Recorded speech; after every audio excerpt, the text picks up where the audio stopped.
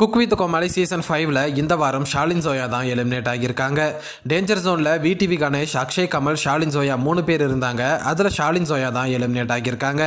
Shalin ஜோயாக்கு cooking தெரியலனாலும் இவங்க பண்ணுற காமெடிக்கும் இவங்களோட கேரக்டருக்கும் நிறைய ஃபேன்ஸ் இருக்கிறதால இவங்களோட எலிமினேஷன் பலரையும் வருத்தப்பட வச்சிருக்குன்னு தான் சொல்லணும். அண்ட் எலிமினேட் ஆனதை பற்றி ஷாலின் ஜோயா என்ன சொல்லியிருந்தாங்கன்னா, ஒருவேளை நான் எலிமினேட் ஆகாமல் அக்ஷய் கமல் யாராவது எலிமினேட் ஆகியிருந்தா கண்டிப்பாக அது அன்ஃபேராக இருந்திருக்கும். என்னை விட இங்கே இருக்கிற எல்லாருக்கும் நல்லாவே குக்கிங் தெரியும். ஸோ நான் எலிமினேட் ஆகிறது தான் ஃபேராக இருக்கும். எவிக்ட் ஆகிறதுனால எனக்கு வருத்தம் இல்லை. ஆனால் இங்கே இருக்கிற எல்லாருக்கூடையும் நான் ரொம்ப க்ளோஸாக பழகிட்டேன். அதுதான் கொஞ்சம் வருத்தமாக இருக்குன்னு சொல்லி ரொம்பவே எமோஷனல் ஆகி ஜோயா அழுதுட்டாங்க. அண்ட் ஷாலின் ஜோயாக்கு அங்கேருந்து எல்லாரும் வைல்டு கார்டு ரவுண்டில் வந்து நல்லா பண்ணுங்கன்னு சொல்லி ஆறுதல் சொல்லியிருந்தாங்க.